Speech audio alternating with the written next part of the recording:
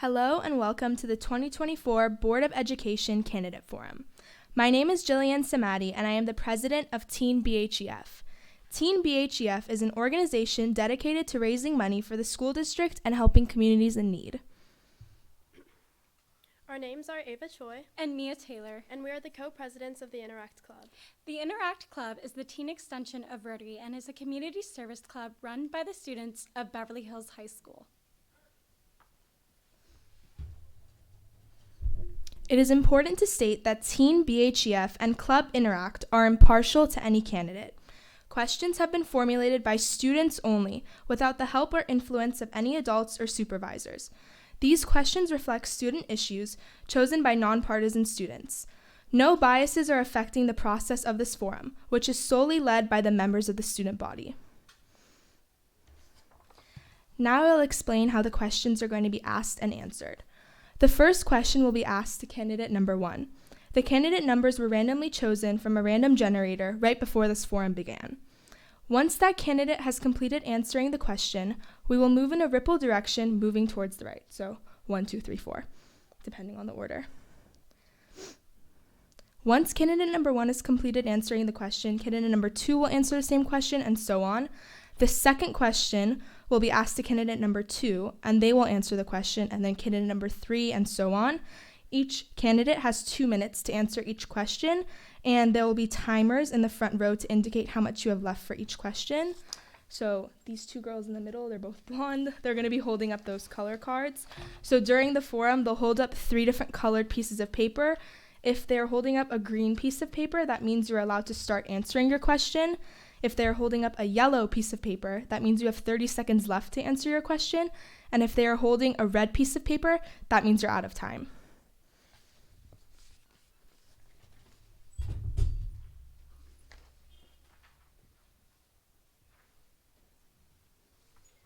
Hi, my name is Nora Farjam, and I am the co-vice president of Teen BHEF. Let's begin. Starting with question number 1, which will be answered by candidate number 1. Why are you running for the Board of Education? What differentiates you from other candidates and school board members? Thank you so much. And first, I just want to take an opportunity to thank Della, Russell, and Zagali for coming. I want to thank BHEF, and I want to thank everyone who pulled this together. I love this community. So that's an excellent question. I have been, for the last 4 years, I have been on the board, as you know, and this last year has been as a president, and I can't tell you how rich and how much learning has been involved in the 4 years. I feel that when one has learned a great deal and got to experience things from another viewpoint, if one can actually have the ability to put it to further action, then one should go forward. So as my first term is now coming to an end, and I thought, I want to do this again, and I want to do it right, and I want to do it even better. So I am a professional who works in Los Angeles schools. I'm a school psychologist. I've also been a dean of students. I have been a private school psychologist. So I know public schools, I know private schools, and I love to exercise my expertise with children and I have institutional knowledge. I have a doctorate in education. So for me, this is not only, I don't want to say enjoyable, but it is in some ways, it's very rewarding, and it's very important work. And I want to continue to take our kids to new levels with achievement. We need, better math. We want to soar on our strengths. We have an amazing community in Beverly Hills, where I have lived for over 2 decades, is an incredible city. And I truly feel blessed, and I love to serve. So I really want to serve again. Thank you. Thank you. Candidate number 2, same question. Hi, my name is Sagali Sabag, and I am running for the Beverly Hills School Board because I have a deep passion for this district. I have been involved in several matters in the district. I've initiated a district-wide initiative for learning, and I also want to make sure that our school receives academic excellence, and we receive the Blue Ribbon awardee that we haven't had in over 20 years. I have 4 children, and my oldest is 36 years old, 27, and I also have 2 in the district, in the high school and the middle school. and I have seen the ins and the outs of the district, and I feel like I know what it is to, facilitate change and get our students to succeed. I'm very passionate about us making change in the district in order to have our children have the passion to have their education accelerated. And I'm looking forward to serving the students. I'm here for the students and only the students. Thank you. Thank you. Candidate number 3, same question. Good evening. Thank you, BHEF Teens and Interact Club, for having us today and for organizing this. My name is Della Pekar-Ronan, and I'm honored to be running for the school board candidacy. I stand before you today not just as a candidate, but as a parent, an alumni, and an advocate for ensuring our students receive the best education possible. As a mother of 3 young girls, all of them just beginning their journey in this district, I have a vested interest in the future of our schools, as do many of you. My personal connection to the district runs deep. I started at Hawthorne Elementary in 1st grade, and today my girls are doing the same in my footsteps. What brought me to the stage tonight, is the belief that we need to refocus on what truly matters in education, laying a strong foundation for academic success. When we build strong groundwork, whether in a family structure or a child's education, we create something that can grow and flourish. For me, that basis begins with a focus on the essentials: literacy, numeracy, and critical thinking. In addition, I want to focus on the big picture, our district's academic performance. We need to motivate our students to take on challenges, to stay in school, graduate, and pursue higher education, whether that's a 4-year university or through other meaningful post-secondary pathways. We have the potential to be one of the top districts in this state.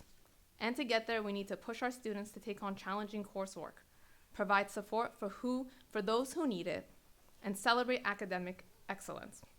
Our students deserve an education that not only prepares them for graduation, but also sets them up for success in college and beyond. In short, my vision is simple.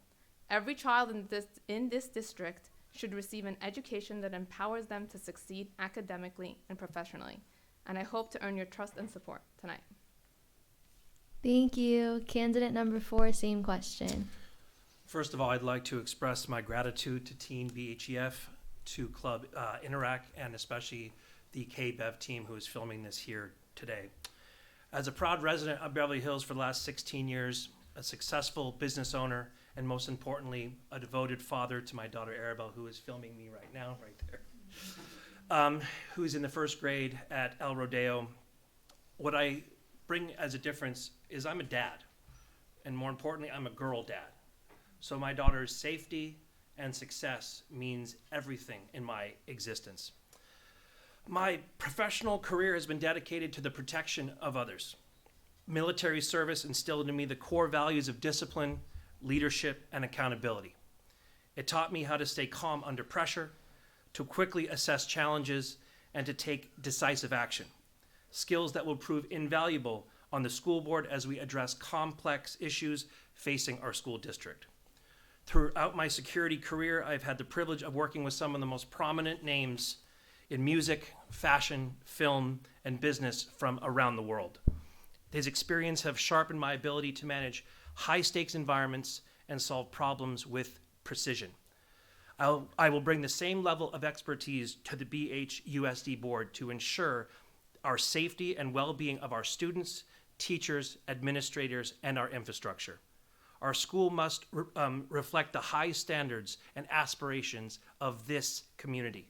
We need a public education system that not only offers world-class academics, but also fosters personal growth and prepares our students for the challenges of tomorrow. I will work tirelessly to ensure our students are safe, teachers feel empowered, and parents are treated as true partners in their child's education. From day one, I will ask the tough questions, hold leadership accountable, and bring the same dedication to the board that I bring to my business, community, and my family. Thank you. Thank you so much.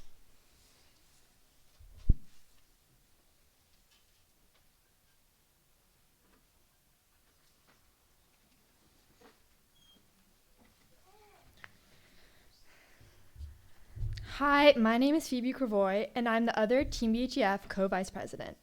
Now that the candidates have all finished answering question number 1, we will move on to question number 2. Now starting with candidate number 2, here's the question. We've all seen the tragic situations on the news that have taken place on school campuses. What specific policies and programs would you advocate for to ensure that the physical safety of students on the campus is of utmost importance? Thank you for that question. Very important question. So the security, I'm assuming you're talking about the security on campus of the shootings, or what exactly? Would you repeat the question if that's, I want to see if that's what you're talking about. Yeah. What specific policies and programs would you advocate for to ensure that the physical safety of students on the campus is of utmost importance? Okay, yes. So that's the security on campus. So I have been experienced with several schools throughout the years, throughout my kids' educational lives in school. And most of the schools I've been experienced with are private schools. And as we have Hillel Academy down the street, Beverly Hills, the security is top notch. And I think that our security here, as we've gotten broken into within the month 2 times in El Rodeo and at the high school, unfortunately, thank goodness nobody was hurt. But very important that we need to learn from those lessons. We need to learn from those lessons. In Hillel, the security is so high that there is no way that anybody can get on campus. Everything is closed. They have armed guards around the school. And another concern of mine is when I drop off my daughter, who's in the high school, there is a long line to even get into the high school. So they have to show their IDs, which I understand, but the whole other area is completely open. So while a security guard can be watching, the students in this long line, God forbid something happens in that long line. At the meantime, somebody can also get in. So that concerns me very much for the security and safety of our students.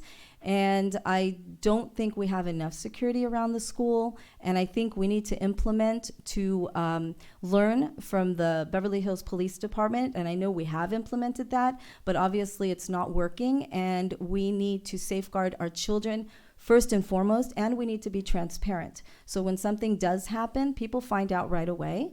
So it needs to be told right away, and it needs to also be told to the community of what we are going to do, what our best practices are to change things and to make them better. And we need to learn from our private schools nearby, especially the Jewish schools, because they do have the anti-Semitic issues, and they're very fearful in that, and from the police department. Thank you. Assuming same question, right? Okay. So let me go here. Okay, candidate 3. Yes. Okay. School safety is a top priority. It always is. That is what I consider the bare minimum what we need to have. Every student, teacher, and staff member deserves a secure learning environment. What students who don't feel safe don't have the mental capacity to learn anything. So long as we're in a state of fear, we can't open up to learn and get the information we need. What that means is we need regular review of our safety plans. We need to look at our resources and protocols to make certain that our schools are safe places for everyone. The top priority here is ensuring transparency and accountability in all that we do at the district. Whether it's managing bond dollars for construction, ensuring safety, or directing funds of programs, the community deserves to be informed and engaged. As a parent, when I'm not informed is when I worry. And that is what we need to work on, number 1. Parents who know what's going on are more likely to understand when something happens and more appreciative when we give them the information. When it comes to security, we can never compromise. Situations like we had a couple days ago at our high school here is unacceptable. We need to understand where we had the small errors in our judgments and where there was blind spots potentially and address them ASAP. Because thank God nothing happened, but it's that kind of situation that creates hysteria and a feeling of unsafeness at schools. Okay, candidate 4, go ahead. I think the number one thing is you need to start with practicing what I like to call uncomfortable courage. You cannot sweep things under the rug when honesty is at stake. When you have an incident that happened like here on Thursday, when a person jumped over a wall, found a blind spot in the camera system, and was able to roam the halls for close to 2 hours, and then the information that goes out is just basically swept under the rug of, it wasn't a big deal and nobody got hurt, and, they were just exploring around. It's just not honest. So the very first thing to do in fixing any kind of situation is you have to be honest with it. We need a absolute top to bottom reevaluation of every security protocol that's ever been written for our district. I do this every single day. We need to look at our camera systems. We need to look at our protocols. We need to look at the, I don't exactly know what it's called, but like our real-time watch center for the district. How often is it manned? What is it looking at? Do we have the proper cameras that have facial recognition, that can track people? All these things that we expect in the greatest city in the world and the greatest school district in the world, we expect to have these things. So the honesty has to start first, because if you do not admit that there's a problem, you're never going to have the motivation to actually fix it. On day one, I will ask for a complete review of every single security protocol that we have, and to bring in the experts, including myself, to actually get things done. Okay, candidate one.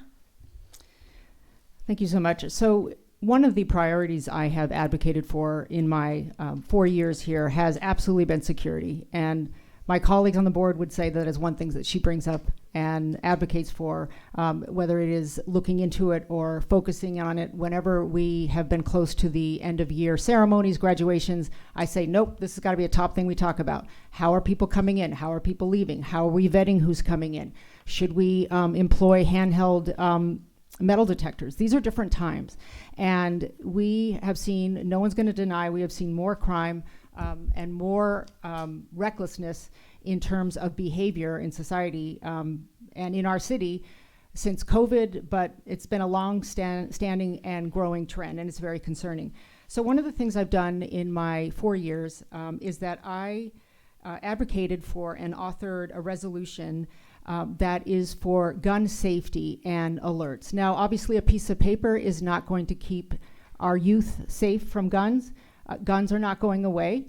It is something that needs to be managed. We need to be educated about it, and people need to know that firearms, when they are unsecured, as Mr. Stewart certainly knows, when they're unsecured and they are not treated with the integrity that they deserve, then there are going to be mishaps. So upon enrolling and doing the papers that everyone does when they enroll in August, because of the resolution that I got passed, everyone has to fill out an agreement that says, I understand the risks. So when you do a bunch of forms, I hope you read them, but one of them is firearm safety, because I know of the statistics, which is that in the home, young children with unsecured firearms are at tremendous risk. Of course, there are also other risks that are coming from outside in terms of cyber alerts and cyber security. It's very unfortunate, but I have alerted my neighbors that I have read that recently we can expect a lot of hoaxes, like a lot of people, a lot of kids maybe, or young adults, whatever, calling from all over saying there's a bomb threat. Now, that is a huge disruption. Thankfully, a lot of them are hoaxes, but obviously we need to carry out all the protocols to make sure that they are in fact not credible. Okay, I think time is up. Okay.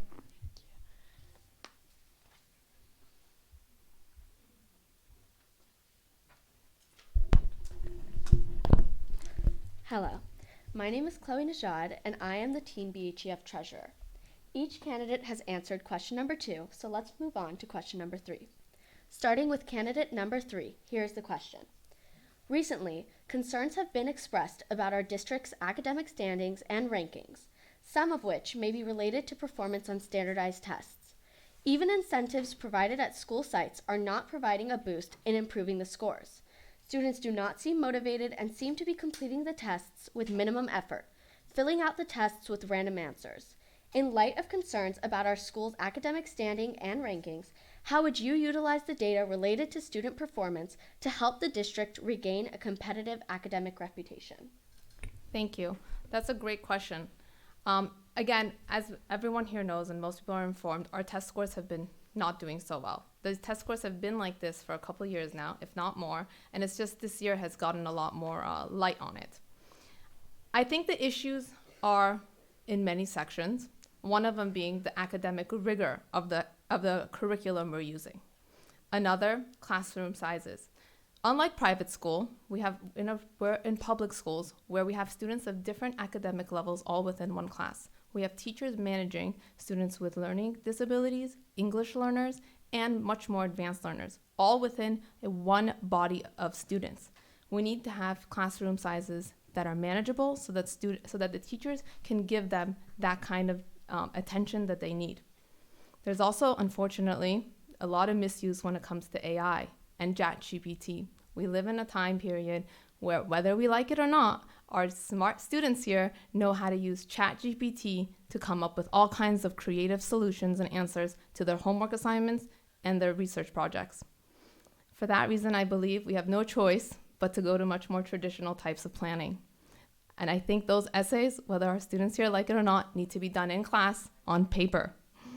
That also means that our teachers will have to grade those themselves. I've also heard technology being used a bit too much when it comes to about how we review those assignments. I would like to see us going back to that, and I think that will help our numbers exponentially. Now, candidate number 4, same question. I'm going to kind of echo a lot of what Della just said. I think that we've gotten too far into the future when it comes to technology. I mean, we've all used ChatGPT. I use it at my own office for coding, and it is fantastic. But we live in this new world of tech where we feel like traditional ways of doing things are kind of, in the past. And Ms. Marcus, I don't know if she's here, but I had a great coffee with her last week, and she had made a comment to me that the old school way works best. And I think that there just needs to be a review of how much technology that we are using, how much are we weighing the convenience of it versus how much it's taking away from the actual path of putting that knowledge into us, because we're also used to our phones and TikTok and swiping and this and that. And I've talked to so many students now who are like, are you going to vote to take our phones away? And it's just so much about tech that I truly think that if we get back to more of a classic way of digesting data and bringing it back to where, how we went to school, I really think that is going to go a long way. Yes, class size and iPads and all these other things are huge factors, but I truly think that if we take another look at tech and get back to more classic ways of doing education, I think we're going to see those scores change. Candidate number 1, same question. So I work in schools quite a bit, and it is an issue on the modality of how we teach.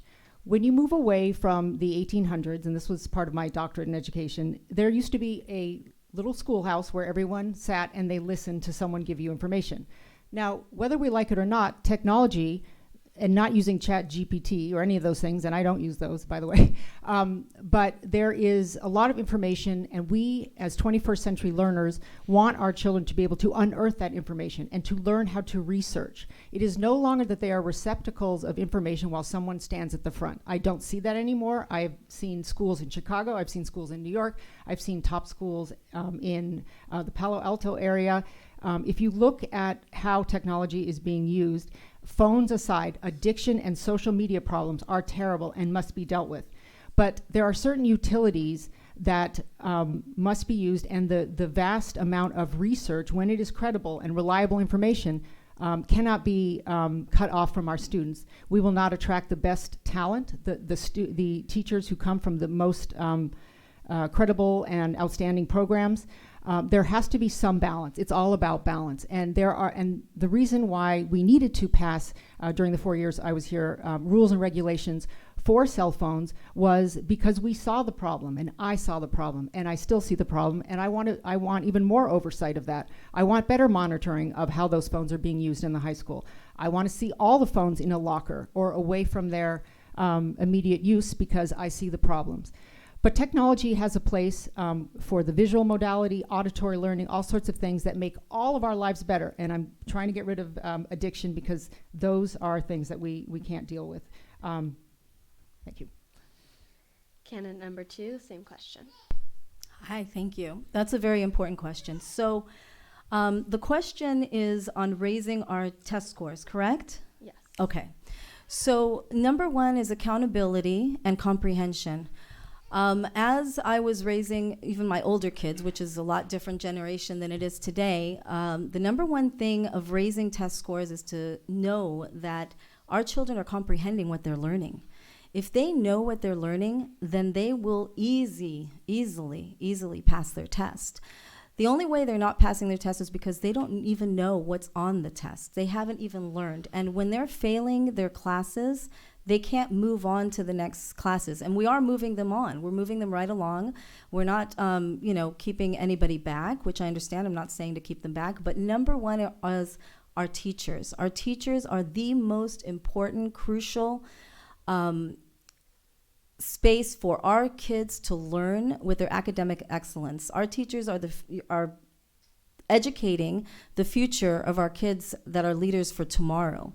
So if you have teachers that can't handle a classroom because the classroom is too large or the students are disruptive, I believe the class sizes need to be smaller, and we need to have teacher aides in the classroom. We need to allow our teachers to teach, and we need to allow our students to comprehend what they are learning. When I'm in a classroom in a middle school, and I'm willing to volunteer for that classroom, and the teacher can't handle the students, and she's an excellent teacher, then the other kids are not learning anything either. So the only way we can raise our academics is by making sure that they have comprehension, bringing back the basics, getting off our laptops as much as possible, having a dictionary next to a book that you're reading, know that you're reading every word, understanding every word, looking up a word you don't understand before you move on, and not just taking test for test's sake, but to understand what's on the test. Thank you. Thank you.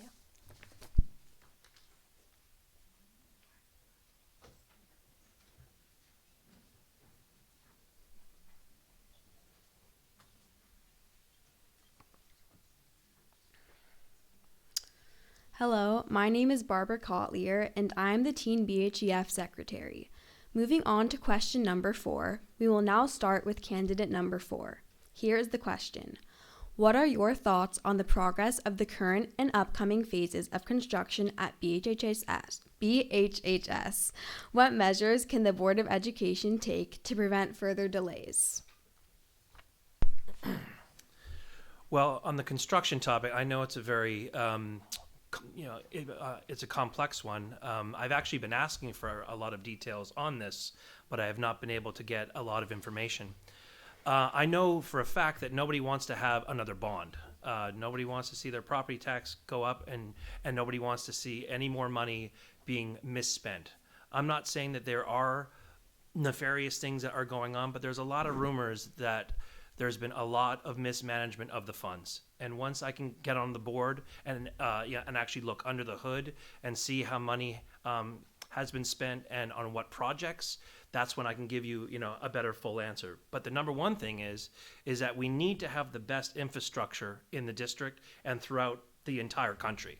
As Beverly Hills, we are expected to have the best. And when I hear that there's constant problems about things that are falling apart and funds that are being allocated to things that are not finished yet or not up to par, it concerns me immensely. So as soon as I can, hopefully get a seat, I can look under the hood, see the numbers, and see exactly where those problems are.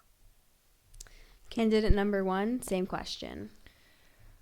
I want to echo some of the sentiment of Mr. Stewart. It's been about 7 years of the high school being under construction, and before that, the Salter Theater was shut. It really upsets me that my son and his friends have spent their high school experience really in construction. And I know that parents think about it in different ways than kids. I mean, I know as a kid, I would have had like a fun time at a Burger King parking lot. But things are changed, and things have changed. And as parents, we want to see our kids in a nice environment. And it's really tragic that our kids haven't had access to the grand lawn. So in my term, I've advocated along with other board members to get that green lawn open so that our kids can enjoy that. We are looking forward to the new buildings coming up for next year. So that's less than a year away for B3 and B4. We're at the tail end, happily, But I have not been happy at the progress. I mean, we inherited from a former bond management situation where there were a lot of delays. There were supply shipment problems, COVID.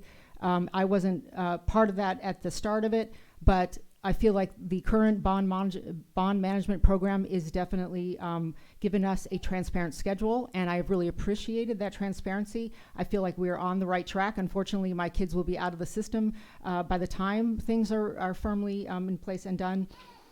But I am one of those people who definitely wants the construction to hurry up and to resolve. At the same time, I'm very happy to know that a lot of the bond dollars have been spent with the mission in mind of modernizing our facilities for 21st century learners. And I know from feedback of those at El Rodeo, they are experiencing tremendous comfort and efficiency in their learning because of the state-of-the-art and award-winning facilities. So one has to have a balance and look at the bright side of what we're trying to do, and we did accomplish it at El Rodeo. It's a crown jewel, but we have to wrap up the other aspects and get going so that we're not distracted away from achievement. Thank you. Candidate number 2, same question. Yes, great question again. As a licensed contractor, this is my expertise in the field. It's a shame. I saw the years that we were suffering and our kids did not have, the construction development in El Rodeo. What frustrated me and frustrated a lot of parents is that we would see there was nothing being done. And besides nothing being done, it was also the funds that were allocated to, we didn't even know where they were going. As a contractor, I would deep dive into the contracts. I would look at what is going on, what the prices are. I would see different proposals. I would look at the plans. I would want to be there, even as a board member, to even see what's going on, because that's extremely important. We're talking about millions of dollars that we need to pay back. And to this day, we don't know where that money went. I would check everything and make sure that we have different proposals, different means, see what the material costs are. And as a contractor, I will know if they are gouging the prices. And that will come if you have a board members that really don't know what prices should be and how much they're getting. Of course, everybody needs to make money, but there is a limit to how much money they are making.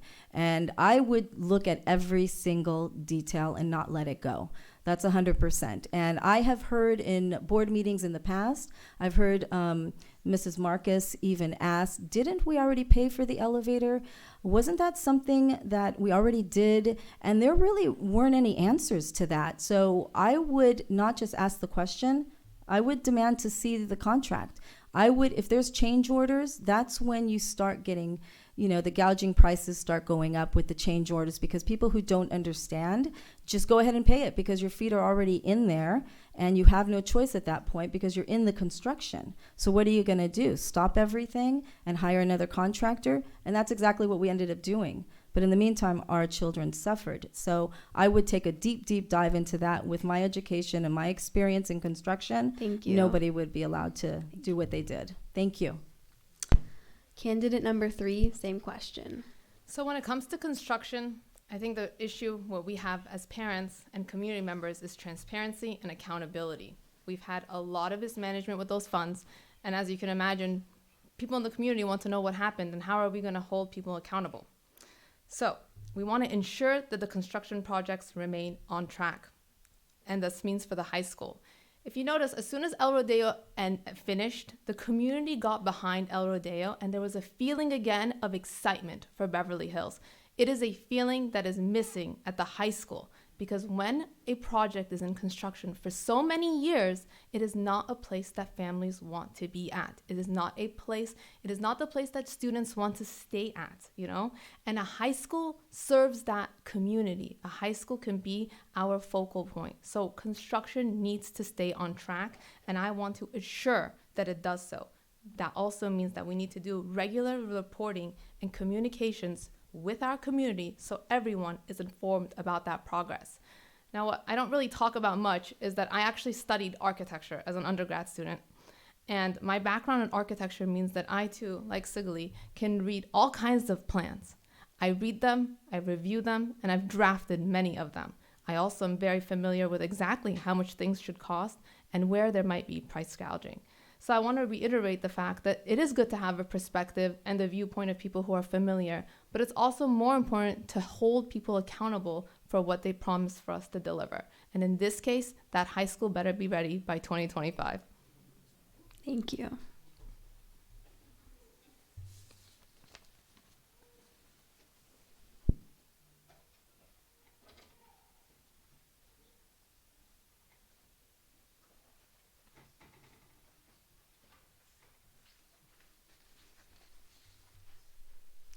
Hello everyone, my name is Lisa Farshadi and I'm the social media chair for Teen BHEF. We will now move on to question number 5. Starting with candidate number 1, here's the question. How would you work with the administration to encourage or improve attendance at all school sites? Should stricter policies be put in place to get kids to school each day, and does the district have enough programs in place to help the students who might need help in catching up academically? Well, what we've learned on the board so far is that even though attendance took a nosedive during the pandemic, even when everyone was asked to come back, and nationally it continues to be a problem, attendance. But from my understanding of what we've reviewed at the board meetings is that attendance has largely corrected itself to pre-pandemic levels.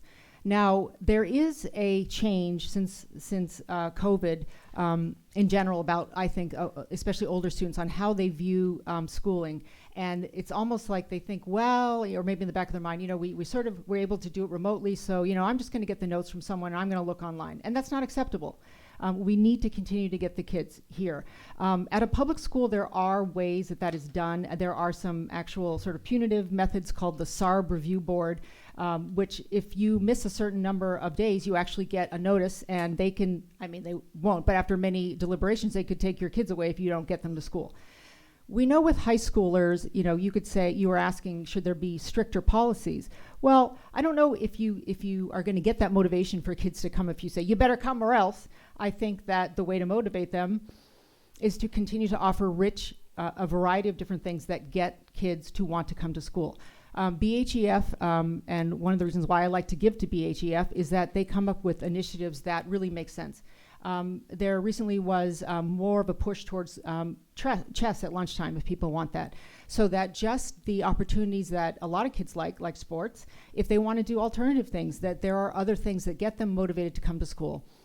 Often when you ask middle schoolers or high school students, including my high school students, what do you like about school? What do you like the most? They say, well, I really like to go see my friends. So that's normal and healthy, and we want them to enjoy socializing, and during lunchtime and nutrition, they need to be able to do that. But also we want them to have that buy-in, of course, academically, so that when they come to school, they are feeling like they are the author of their own learning. And that will help motivate them, as well as all the pathways and things that we offer for our students. Thank you. Candidate number 2, same question. Yeah, in regards to attendance, that's exactly it. The children, they need to be excited to come to school. So a part of being excited to come to school is a twofold course. It's part of the education process. For instance, my son is a history fanatic, and he loves history. And one year he had a teacher that just didn't give him the finesse of loving, his history class, and he was failing that class, which made absolutely no sense.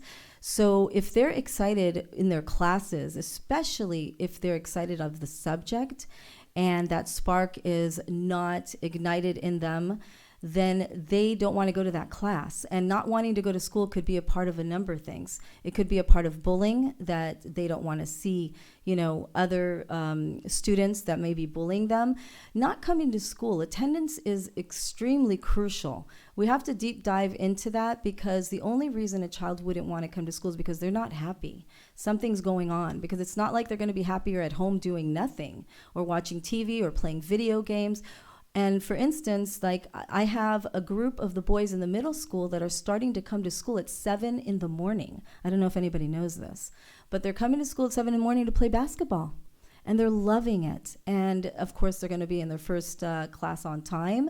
The attendance goes way up. So if we have some sports activities in the morning after school, with the children, if we see any issues between the children, if we handle that right away without embarrassing them, because nobody likes to tell on anybody. They're always afraid to tell on anybody. So I'd like to stop that right away. And if two children don't get along, what I would do is I would put those two children together and have those two children do some kind of event or something together so that they get to know each other, and they are more likely to be very similar to one another than not. Then the children will be really happy to come to school. Thank you. Thank you. Candidate number 3, same question. So my philosophy is a little bit different here. I think school is exciting and I want kids to come to school, but I think school is a responsibility. And that kind of starts with parents. If at home we don't care for our kids to go to school, then that will radiate with our kids. So part of it is us as parents taking accountability and telling our kids, you got to go to school. And studies show that the number one indicator of success in students is the number of minutes they spend in a classroom, okay? So from a parent's perspective, the philosophy at school is very important and the policies we implement is very important. But at home, we can't be telling our kids, hey, it's okay if you don't want to go, we can go you don't have to go. That is what starts at home. Now, when it comes to policies, I think we're still inconsistent about how important it is to show up to school. I do think that our schools are more lenient than I would like to see them to be, especially when I'm talking about the elementary schools. I don't like the idea that we're okay with them missing school and can make it up by doing independent studies. There's an exception where that would apply, but the general policy should be if you're healthy, you're at school, and that's what I would push for. Thank you. Candidate number 4, same question. I'll come at it from a different perspective too. While I've been campaigning, a lot of people have said, you got to knock on doors and talk to people. One of the most fun things that I've been doing lately is I've been going to South Beverly Drive and talking to you guys. And and I think that's one of the major things is that what is going to motivate you to come to school? Well, we need to ask you. And we need to ask you, what is the thing that is making you not want to come or to be tardy or, just the feelings of what you're not getting from school to be motivated. And whether that is bullying or teachers or homework or the lack of sports or, whatever it is, you guys are the ones that we need the information from. And yes, parents, have to be responsible and, teachers have to teach. But in the end, if you're not motivated to actually want to come here, we need to know why. And if it is something that you don't have an outlet creatively, or you're having a problem with another student, or maybe you're a sports person and you don't like the program that you're seeing, we need to get the information from the students, because in the end, you are the ultimate one who's going to get up every single day and not only come here and and succeed, but to take all of that into your future. So I want to see more information from students on what they need to be motivated to be here. Thank you.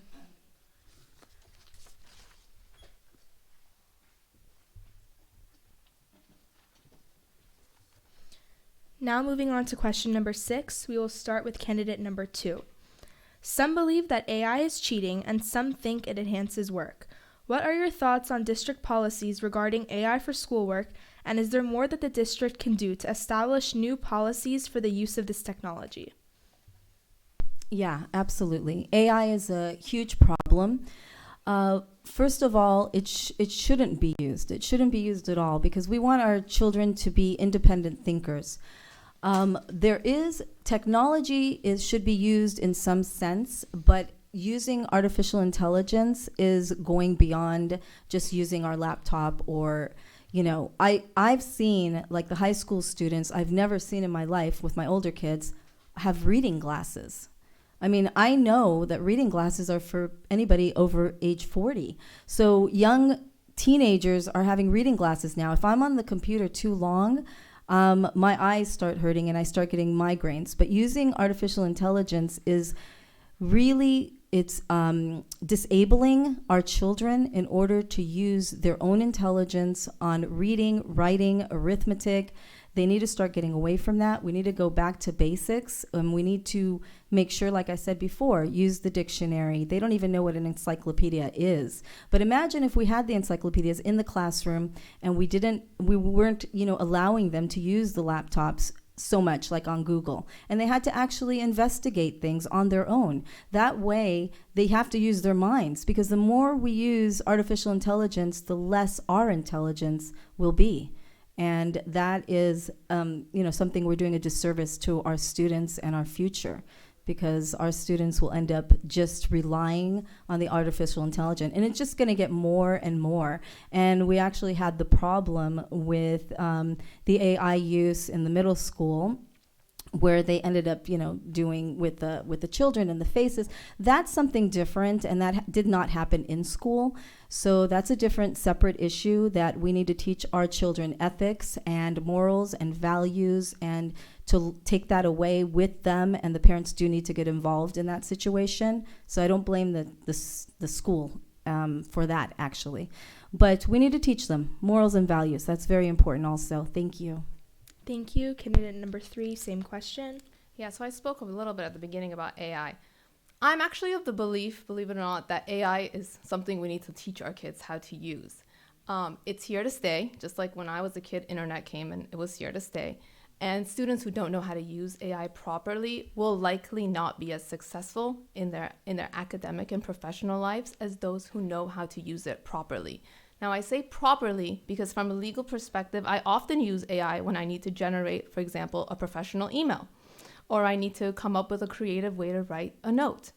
But that's very different than using AI in school and not coming up with creative answers myself, which is why there has to be a policy in place where we teach kids how to use AI properly, how to use it for research, how to make sure your facts are checked and all of your research correctly is applied, and then at the same time promote them to understand that there is a difference between creative usage of AI and the use of it for cheating purposes. So for that reason is why at the beginning I said when it comes to homework and essay writing specifically, those need to be done on paper because it's very easy to not know where the work was originated. But for example, when it comes to researching a topic, I am perfectly okay with students using AI to come up with that research if later they can show me how they supported that research with their own personal fact checking. So again, AI I don't think is thing that we can just hide behind and say we're not going to touch on it. I think our students are smart enough to know how to navigate around it. And there will be even more opportunities to do that. So the best thing we can do is to give them the tools to understand and to be investigators when it comes to researching and using AI. Thank you. Candidate number 4, same question.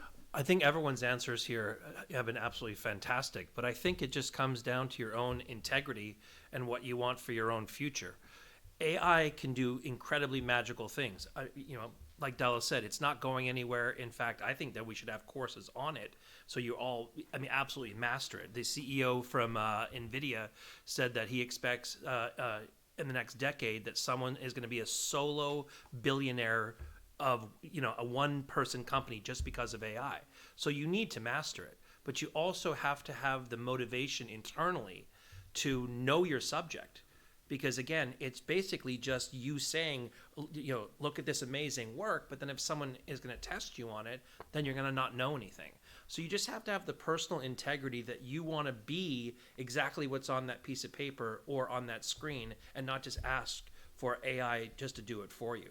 So as long as you have that personal drive to be that smart and then use AI to just make it be smarter, and to use it to your advantage, I think that we should have classes on it, teach it. I think prompt, how to write your own prompts that make things better, I think is the future. But you still have to have that personal integrity to back it up with your own knowledge. Thank you. Candidate number 1, same question. As a board, we have passed a lot of agreed for expenditures for software that does determine if a kid has plagiarized or if there's an unbelievable percentage of likeness to something else. And I totally uphold that because it is something that is very tempting for kids to use, and then they don't develop the muscle to generate their own writing skills. So that is definitely a guardrail that I continue to support. I think one of the things we can do is work with it in the sense that it is not going away. I agree with my colleagues here on the dais. But we need to teach, especially high schoolers who may be tired and exhausted and say, hey, I'm never going to use chemistry anyway, so why don't I just get an AI summary of photosynthesis? We need to teach them, hey, here's a starter. Do not type a question prompt in an AI app, because then that's just going to be too easy. It's just going to give you a whole bunch that you're going to cut and paste. So we need to teach them how to write. We need to go back to the fundamentals of how do you summarize something? How do you describe how plants make food from the sun? How do you write a personal narrative about something that happened to you? So as long as we give our students those rudimentary and fundamental ways of writing, which we've gotten away from and we've been distracted from, then they're going to have the motivation and the skill to not have to be tempted and rely upon something that is not their own. And yes, it's an ethical question too. We must be role models, and we must instill in our students that to take the so-called easy way out and take something and claim it as your own without the proper citations and sources is unethical, and it's not going to make you grow. So yes, ChatGPT and AI is not going away anytime soon, but we need to teach our students how to do the fundamentals of writing so that, one, they don't hate writing, and two, they aren't going to rely upon an app to do it for them. Thank you. Thank you. We will now move on to question 7. Starting with candidate 3, here's your question. The current BHHS bell schedule and athletic commitments make some students feel limited in their ability to take the maximum number of AP or honors courses.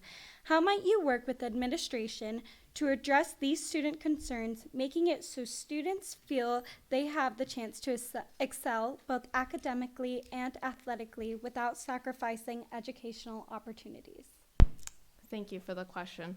So I think that this question stems from an issue this past year where students were asked to select electives or given their assigned electives very close to the start of the school year, in which they were not able to kind of test the waters and switch around when they need to.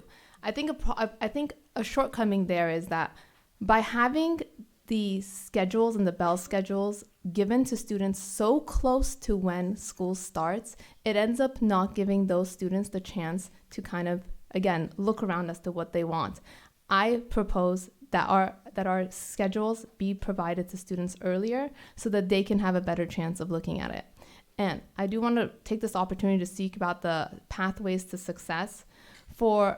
For us, we're lucky because the reconfiguration kind of did give us something that we didn't have before, which are these pathways to success that start at middle school now. When I was in school here, it was K through 8th. But now with the middle school, we have these opportunities where students can select elective as early as 6th grade, and they have an abundance of options. I would like to see them be very in the know as to what that happens and what kind of opportunities await them as soon as they enter middle school. I would like the 5th graders to know what's going on, maybe even the 4th graders to know what's going on, so that when they get there, they're excited and they want to participate in these electives. And what's great is these pathways give them an opportunity to test these waters while they're still in middle school, so that by the time they're in high school, they're kind of set into what they want to be. Because unlike when I was a kid, now some of these colleges really want to see that you're on a pathway and you're stuck to it. And they want to see that you've dedicated years to it and your studies show that you've kind of stuck on the same track. So by starting it in middle school, you can take some of those electives, see what you stand, so by the time you are in 9th grade, you do have a clear idea of what's going on. Thank you. Candidate number 4, same question. I agree. I mean, I think being able to select these things much earlier, is crucial. Sports is actually one of the things I'm incredibly passionate about. I think to be able to build strong sports programs, it's not only coaching, it's about giving students opportunities for having a different schedule of classes, and whether that means that they can take some things by Zoom or at home or after school hours. I think it's important to look at the structures and to be able to give these kids the opportunity to still get the high quality, classroom work and education. But sports for some of these kids is their entire life. And especially ones that might not be as, strong academically, they might be able to throw a football very well, and that is going to be their future. So working closely with the ones that are highly motivated, who still want to have a great education, but who are the sports stars. Every major school, especially throughout the Los Angeles School District, has programs to make sure that star athletes have opportunities to still make sure that they are not slipping in school, and that's exactly what we need to do here too. I think it's my turn. Yes, Okay. candidate number 1, same question. Okay. So first of all, I want to circle back to the Pathways program. One of the amazing things about our district is, in fact, what Della was saying, is that you have the ability early on to craft an entire scope and sequence of what you want to do. And if we move forward and we look at what we want after 12th grade, and we want to have more of a partnership with our parents so that there is a desire and a buy-in to want to go to the 4-year colleges, because now there are options. A lot of families are saying, hey, let's just go to the 2-year college. Let's just go to a community college. And I understand that. That works for a lot of parents, and I'm not passing judgment on that. However, if we all are united in that we want to aim for 4-year schools, then that's going to make us take a step back starting in 6th grade and have the magic to look at how we want to craft our education. What electives do we want that will go towards that? And also, if we have more career days and we have more exposure to people who are actually in the field in career days, even if it's through Zoom and people talk to people who are in certain college programs, that might light the fire among some of our 6th graders and older, so that they want to set a path for themselves. Now, it is difficult because there are those kids who are so scheduled and they're doing sports, not just sports, but they like robotics or they're neurodivergent, and they don't just do sports. They like to do different types of things: robotics, creative writing, anime, music production. We want those to be honored, and we want them to have the ability to look at their schedule and, in concert with their parents and a trusted advisor at this school, and we have many great counselors and advisors, we want them to construct the path that is going to work for them, so that by the time they get to 12th grade, hopefully a lot of them want to go to 4-year colleges, because part of our rating situation is that when we have students who aren't electing for the 4-year college, it does affect our ratings. I'm just going to put that out there. But every family is different, and the decision comes to them as to how they want to craft their middle school, high school, and beyond experience. Thank you. Now, candidate number 2, same question. Thank you. Great question again. So as my daughter's entering the high school, I met with Dr. Seaman in regards to the pathway, which is amazing. So it does give, she did enter the AP and the honor classes, and there is a problem with the Bell schedule because she has to juggle any kind of sports or anything else that she wants to do according to what she wants to keep on her path to success. So I think what would be really great if we start investigating and go a little younger and start with the elementary, believe it or not. I think in the elementary students, we need to start putting back the language classes. We need to start, having more success in the elementary students, kind of trying to figure out maybe what they want to do. By the time they get into middle school, because of reconfiguration, which the positive thing that I see about reconfiguration is that we did have a problem before when all the schools, we had 4 schools back then, and they went into the high school in 9th grade, and none of the kids knew each other, and that was a huge issue. The kids had a very hard time going into 9th grade. The positive thing about Beverly Vista is that they started in 6th grade, and we bring the 2 schools together. The kids have a hard time in 6th grade, but they get used to each other, and by the time they're in 7th grade, they have their friends, from the elementary. But when they're in the middle school and they start the pathways, we need to educate them on the pathways. We need to have seminars and teach them what they can learn, what they can't learn, what's going to happen in high school. It's kind of like a strategic plan of letting them try it out in the middle school before they get into high school. So before they get into high school, they should already kind of figure out, nothing is concrete, but they should try to figure out what they really want to do in high school. And that'll help them a lot, because when they get into 9th grade, they get very nervous on what their pathway is. Thank you. Thank you. Thank you for your answers. We will now move on to question number 8, the final question. Starting with candidate number 4, here's the question. Technology seems to be a fact of life, even for the youngest learners.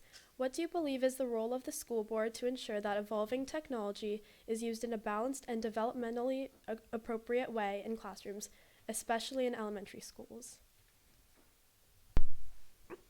Well, thank you so much for that question, and thank you again to all of you for this fantastic forum.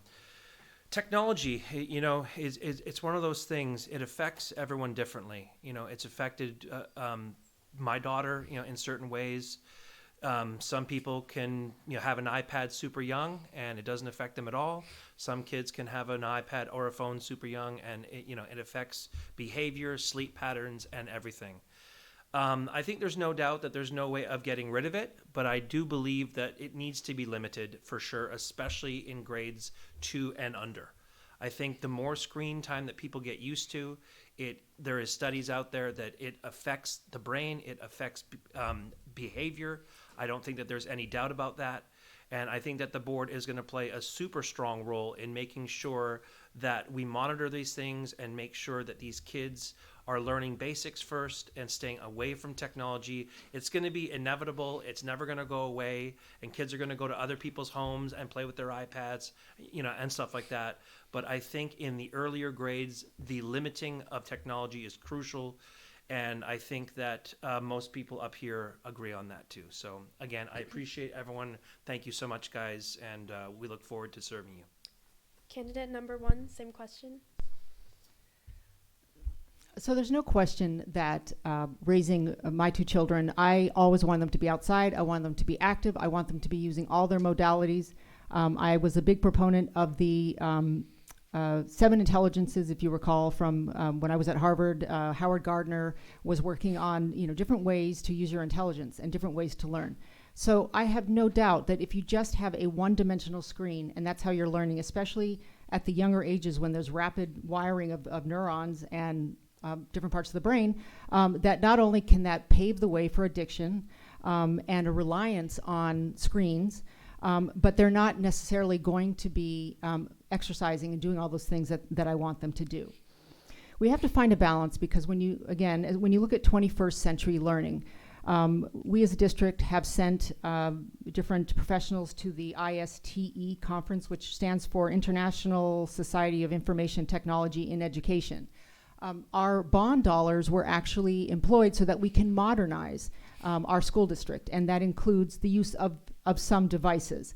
Now, with the younger grades, my preference is for them to have a lot of overlap and face time with each other, to work and collaborate in groups as they move away from kindergarten. We want them to work in collaboration, and absolutely, if there's a screen in their face that they're not working with together, then yes, of course, that's going to hinder that very important capability. And it will also not do any wonders for their social skills. It won't do any wonders for their expressive language, and I'm well aware of that.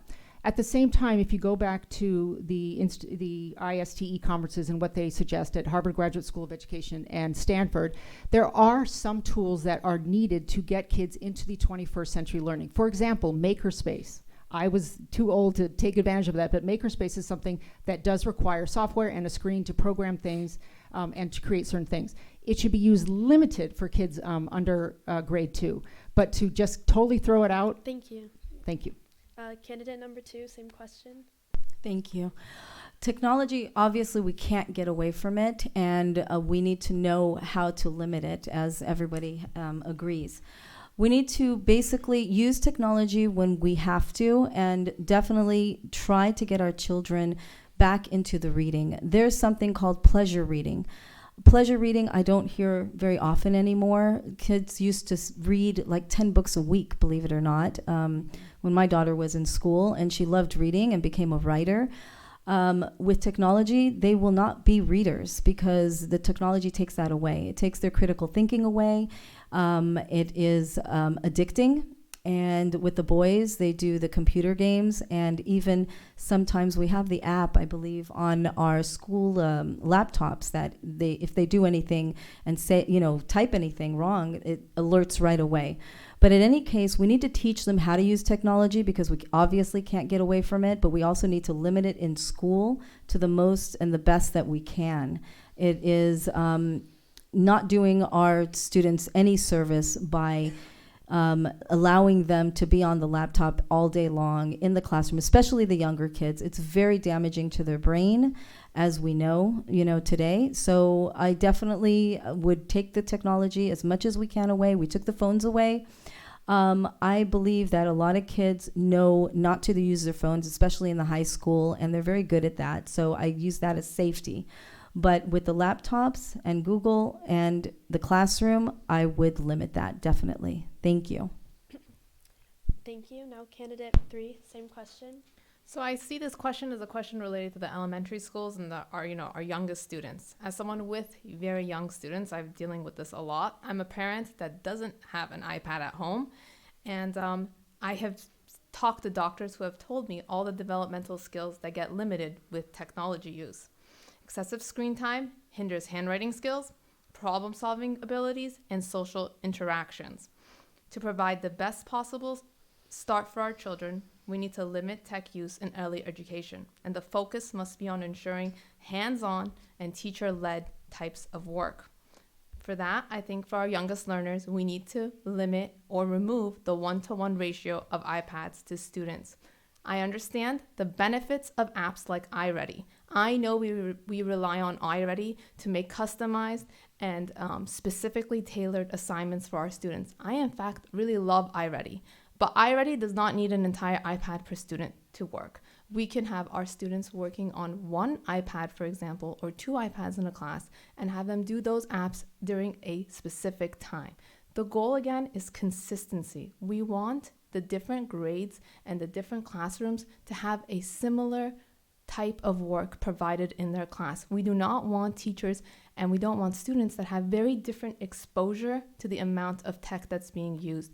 The policy should be consistent between the teachers and it should be implemented like that. Thank you. Thank you.